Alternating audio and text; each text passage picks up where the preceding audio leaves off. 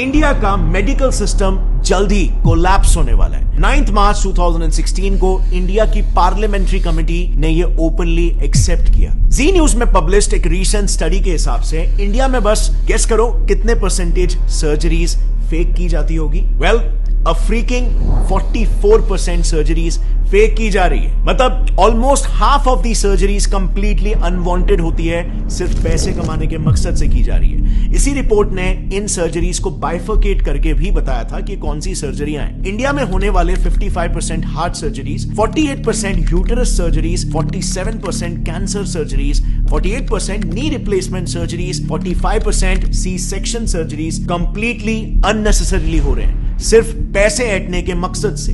Reason सिर्फ और सिर्फ एक, कॉर्पोरेटाइजेशन ऑफ हॉस्पिटल्स, यानी कि हॉस्पिटल्स को भी कॉर्पोरेट कंपनीज की तरह टारगेट और प्रॉफिट सेंट्रिक बना देना। एक काफी इंटरेस्टिंग रिसर्च पेपर है जिसमें रिसर्चर्स ने महाराष्ट्र के टॉप हॉस्पिटल्स के 43 specialist doctors, senior government x officials और कॉर्पोरेट हॉस्पिटल्स के मैनेजर्स को तक इंटरव्यू किया, ताकि वो इन हॉस्पिटल्स में जो कंपनीज की तरह ही टारगेट बेस्ड स्ट्रक्चर चल रहा है उसे पब्लिकली एक्सपोज कर पाए।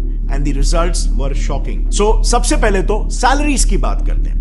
रिसर्च में पार्टिसिपेट किए रिस्पोंडेंट्स का यह कहना था कि हॉस्पिटल्स में काम कर रहे डॉक्टर्स की सैलरीज में बहुत ह्यूज डिफरेंस होता है। इतना ज्यादा कि न्यूबी डॉक्टर्स को 1 लाख पर मंथ की सैलरी मिलती है, लेकिन सीनियर डॉक्टर्स को 1 करोड़ पर मंथ तक भी ये सैलरी पहुंच जाती है। अब सवाल यहां पर यह आता है कि इतना बड़ा डिफरेंस क्यों? क्योंकि डिफरेंस इनके टारगेट्स में भी होता है। एक सीनियर ऑप्थेल्मोलॉजिस्ट का यह कहना है कि उन्हें एवरी मंथ 1000 पेशेंट्स को कैसे भी करके हाई एंड ट्रीटमेंट्स में कन्वर्ट करना पड़ता है। इसी पर एक और गायनेक रिस्पोंडेंट का कहना यह था कि मंथ एंड में टारगेट्स का प्रेशर काफी बढ़ जाता है, जिसके लिए उन्हें कैसे भी करके आउट पेशेंट्स यानी कि ओपीडी पेशेंट्स को भी बिना मतलब के हॉस्पिटलाइज करना ही पड़ता है, और नतीजा ज्यादा से ज्यादा सर्जरीज रेकमेंड करके टारगेट्स मीट किए जाते हैं, क्योंकि टारगेट ही यहां पर 1000 पेशेंट है।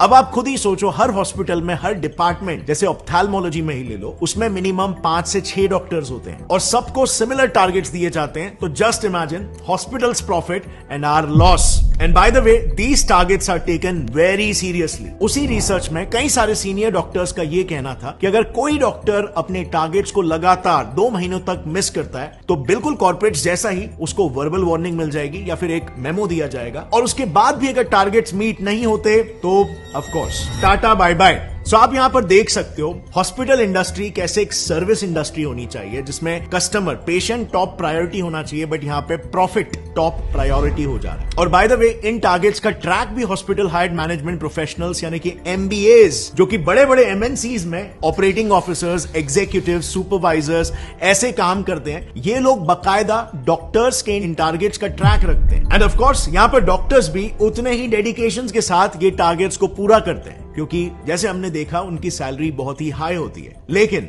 उनका ये high paying job mostly contractual basis पर होता है, एंड सो उस कॉन्ट्रैक्ट को रिन्यू कराने के लिए और उनका न्यू पे स्केल डिसाइड करने के लिए उनके पिछले साल के टारगेट्स को देखा जाता है, जो अनफॉर्चुनेटली इन डॉक्टर्स को फोर्स कर देता है इलीगल स्कैम्स तक करने के लिए। नाउ, मेडिकल फील्ड के इलीगल प्रैक्टिसेस को थरली समझने के लिए हमने ये सारा इंफॉर्मेशन 2 काफी प्रोमिनेंट डॉक्टर से लिया है। पहला है Padma Bhushan and Padma Vibhushan awardee doctor BM Hegde, जो उन्होंने एक आर्टिकल लिखा था, उस आर्टिकल का रेफरेंस है। और दूसरा रेफरेंस हमने लिया है एक बुक से called dissenting diagnosis by doctor Arun Gadre and doctor Abhay Shukla. लेकिन काफी ढूंढने के बावजूद भी हमें यह बुक ऐसे पब्लिकली अवेलेबल नहीं मिली, लेकिन हमें बिजनेस इनसाइडर का एक आर्टिकल मिल गया जिसमें उस बुक के कुछ मेन एक्सर्प्ट्स अवेलेबल है। Starting with the first scam, जो इतना घिनौना है कि इंसानियत भी काइंड ऑफ शर्मा जाए। Keeping dead patients alive.